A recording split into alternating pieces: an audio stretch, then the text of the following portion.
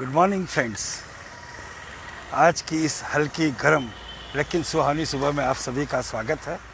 हमारा आज का विषय है सामूहिक बेईमानी और हम इस समझेंगे कि सामूहिक बेईमानी के कारण हम में से प्रत्येक का जीवन किस प्रकार प्रभावित होता है। इस कंसेप्ट को समझने के लिए हम लोग 2-3 कहानियों का प्रयोग करेंगे। पहली कहानी है बादशाह अकबर की। एक बार राजा अकबर ने ऐलान किया कि कल सुबह वे दूध से नहाएंगे और इसके लिए एक बहुत बड़ी टंकी का व्यवस्था किया गया और राज्य के सभी लोगों को कहा गया कि वो संध्या के बाद में यानी रात के समय उस टंकी में आकर के दूध भर दें। ऐलान हो गया, सभी ने कमिटमेंट किया कि कोई 1 किलो, कोई 2 किलो, कोई 5 किलो जा कर के टंकी में दूध को डालेगा। लेकिन दोस्तों करीबन जो है हजारों लोग जो है उस टंकी में ले कर के दूध या वैसा ही कोई चीज़ लेकर के गए और उन्होंने वहाँ डाला और जब सुबह हुई और जब टंकी को देखा गया तो वहाँ पर दूध नहीं था, सिर्फ पानी ही था। ऐसा क्यों हुआ दोस्तों? ऐसा इसीलिए हुआ क्योंकि हर एक नागरिक ने यह सोचा कि बाकी लोग तो दूध डाल ही रहे हैं, हम यदि थोड़ा सा पानी डाल देंगे तो क्या पता चलने वाला है, कम से कम घर में दूध बच जाएगा, इसका फ़ायदा मुझे हो जाएगा और मैं जा कर के डाल दिया हूँ, इससे बादशाह अकबर का फरमान भी पूरा हो जाएगा। तो दोस्तों यह है सामूहिक बेईमानी का एक नमूना। अब हम दूसरा एक एग्जाम्पल लेते हैं, एक दूसरी कहानी को बनाते हैं। ये इमेजिनरी कहानी है। अब ये समझिए कि 10 दोस्त थे। 10 दोस्त जो है हर रोज़ जो है 100 रुपया कमाते थे और उनके बीच में एक नियम था कि वो उसमें से 10 रुपया जो है एक पॉट में डाल देंगे और उस पॉट में ये खासियत थी कि अगले दिन वो पॉट जो है डबल कर देता था उस पैसे को। सारे दोस्त मिलकर के 1000 रुपया कमाते थे, उसमें से 100 रुपया जा कर के जो है उस पॉट में डाल देते थे। उस 100 रुपया 200 रुपया हो जाता था और हर एक को अगले दिन जो है 20-20 रुपये मिल जाते थे। एक दिन एक दोस्त को लगा कि भाई यदि मैं नहीं डालता हूँ तो क्या फ़र्क पड़ेगा। उसने नहीं डाला। 9 दोस्तों ने मिल करके 90 रुपये डाले और उन्होंने जो है अगले दिन जो है वो 90 रुपये 180 रुपया हो गया। सभी ने 18-18 रुपये बांट लिए। सभी ने 18-18 रुपये बांट लिए और उस 18 रुपये से जिस दोस्त ने पैसे अपने 10 रुपये नहीं डाले थे उसके पास जो है 18 और 10 28 रुपये का उसे लाभ हो गया। दोस्तों एक व्यक्ति ने बेईमानी कर ली। अगले दिन क्या हुआ?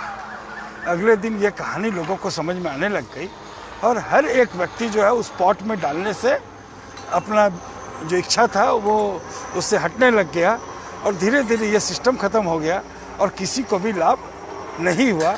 यानी एक ने बेईमानी की, इससे दूसरे को प्रेरणा मिली और दूसरा भी बेईमान हो गया और अंततः किसी को फ़ायदा हुआ नहीं। तो दोस्तों ये सामूहिक बेईमानी के अंदर में जब हम टैक्स नहीं देते हैं सरकार को, हम जो है कलेक्टिव वर्क करने के लिए जो टैक्स का भुगतान करते हैं उससे सड़कें बनती है, उससे बहुत सारे विकास के कार्य होते हैं और वो विकास का कार्य कोई आदमी अकेला कर नहीं सकता है। लेकिन जब हम टैक्स चोरी करते हैं तो दूसरे व्यक्ति को भी इससे चोरी करने की प्रेरणा मिलती है और धीरे धीरे सभी लोग चोरी करने लग जाते हैं और धीरे धीरे समाज के अंदर में ये भावना आ जाती है कि टैक्स चोरी करना बेईमानी नहीं है, ये अपराध नहीं है और इससे सरकार का रेवेन्यू कम होने लगता है और सामूहिक कार्य जो होते हैं सरकार जो उस पैसे से करती है उसमें कमी आने लगती है और नुकसान सभी को अंततः भुगतना ही पड़ता है। दोस्तों तो इसके विपरीत जो एक कहानी मैं कहूँगा कि होना क्या चाहिए, तो ये कहानी है दोस्तों स्वर्ग और नरक की। तो एक व्यक्ति को चॉइस मिला कि वो स्वर्ग में जाए या नरक में जाए, तो वो स्वर्ग में गया और नरक में गया। तो उसने देखा कि साहब नरक में जो है एक बहुत बड़ा डाइनिंग हॉल है, कई तरीके के व्यंजन वहाँ रखे हुए हैं और बहुत ही अच्छी व्यवस्था है। लेकिन दोस्तों हर एक आदमी के हाथ में जो है 1 मीटर का फॉर्क या चम्मच बंधा हुआ है और जब भी वो कोई व्यंजन उस चम्मच से उठाता है तो अपने मुंह तक ले नहीं जा पाता है और वो सारा का सारा खाना जो है नीचे गिर जाता है, बर्बाद हो जाता है और इसमें गुस्सा होकर के जो है वो नाराज़ हो जाते हैं और एक दूसरे को मारने पीटने लग जाते हैं। ये था नरक का दृश्य। उसके ठीक विपरीत जब वो स्वर्ग में गया तो वहाँ देखा कि वहाँ भी वैसे ही व्यवस्था थी। एक अच्छा सा डाइनिंग हॉल था, वही खाने के सामान रखे हुए थे और वैसे ही 1-1 मीटर का चम्मच और कांटा जो है उनके हाथ में रखा हुआ था। लेकिन यहाँ बहुत ही प्यार था, यहाँ बहुत ही आनंद था और आनंद इसीलिए था कि यहाँ लोग जो है अपने चम्मच में, अपने कांटे में खाने की चीज़ों को लेते थे और अपने सामने दूसरे व्यक्ति को खिलाते थे और दूसरा व्यक्ति पहले व्यक्ति को खिलाता था, यानी सब एक दूसरे को फीड कर रहे थे और आनंद ही आनंद था। तो दोस्तों, जब हम सामूहिक रिस्पॉन्सिबिलिटी का पालन करते हैं तो सभी को आनंद होता है, सभी को बेनिफिट होता है। लेकिन हमने देखा है कि देश के साथ हम ऐसा नहीं करते हैं, हम देश की संपत्ति का नुकसान करते हैं, हम देश के प्रति जो अपना कर्ज है, टैक्सेस है, उसे अदा करने में कोताही करते हैं, हम उसे चुराना चाहते हैं। हमें लगता है कि हम ऐसा नहीं करेंगे तो क्या फ़र्क पड़ेगा। इसी कारण से आप देखिएगा कि सरकारी संपत्तियों की बहुत दुर्दशा होती है और सरकार जितना विकास करना चाहती है उसके अनुपात में उसे टैक्स भी सरकार को नहीं मिलता है। तो क्या इसका परिणाम, दुष्परिणाम सामूहिक इररिस्पॉन्सिबिलिटी कहूँ या सामूहिक डिजॉनेस्टी कहूँ, कलेक्टिव डिजॉनेस्टी कहूँ, तो इसका नुकसान क्या सिर्फ सरकार को होता है?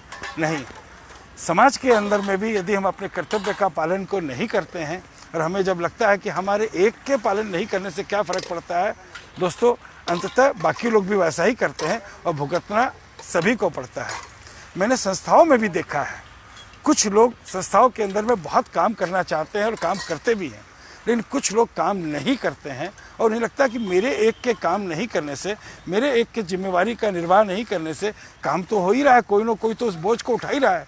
लेकिन दोस्तों अंततः क्या होता है, जो उस बोझ को उठा रहा होता है वह भी निराश हो जाता है, वह भी अपनी जिम्मेवारी से हट जाता है और धीरे धीरे संस्था का कामकाज खराब होने लगता है और वो संस्था जो है बेकार हो जाती है, अपने मकसद से भटक जाती है। दोस्तों, क्या ये संस्था तक सीमित है? नहीं, परिवार में भी हम लोग इसको देखते हैं।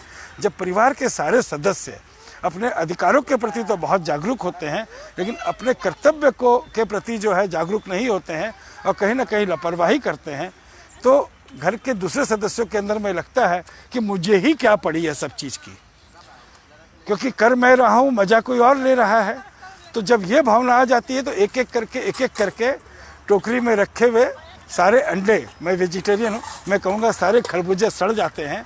तो वैसे ही सभी के अंदर में नकारात्मक की भावना आ जाती है और परिवार के अंदर में जो है फूट पड़नी शुरू हो जाती है और परिवार जो है धीरे धीरे अलग हो जाते हैं। दोस्तों, संयुक्त परिवार से जो न्यूक्लियर परिवार आया है उसका कारण कहीं ना कहीं बेस में यही चीज़ है। तो मैं कहना चाहूँगा कि हम लोगों को सामूहिक रिस्पॉन्सिबिलिटीज़ का निर्वाह अवश्य करना चाहिए और दूसरों को करने के लिए प्रेरित करना चाहिए और यदि कोई इसे नहीं कर रहा है तो उसे टोकना ज़रूर चाहिए। तो फिर है दोस्तों, ऐसा नहीं करते हैं तो हमारे पास उपाय क्या है? हमारे पास उपाय दो तरीके से है, एक है सज़ा और दूसरा है मज़ा, यानी रिवार्ड देना। तो दोस्तों, जो लोग टैक्स पेमेंट कर रहे हैं उनको ये फीलिंग होता है कि हम तो ईमानदारी के साथ टैक्स पे कर रहे हैं, फिर भी सरकार हमें रिकॉग्नाइज नहीं करती है। तो टैक्स पेयर को रिकॉग्नाइज करना बहुत आवश्यक है सार्वजनिक रूप से। यानी कोई आदमी यदि टैक्स पे कर रहा है तो उसे कोई सिंबल मिलना चाहिए, कोई ऐसा प्रतीक चिन्ह मिलना चाहिए जिससे कि बाकी लोगों को ये पता चले कि यह इतना अमाउंट टैक्स का कंट्रीब्यूशन करता है।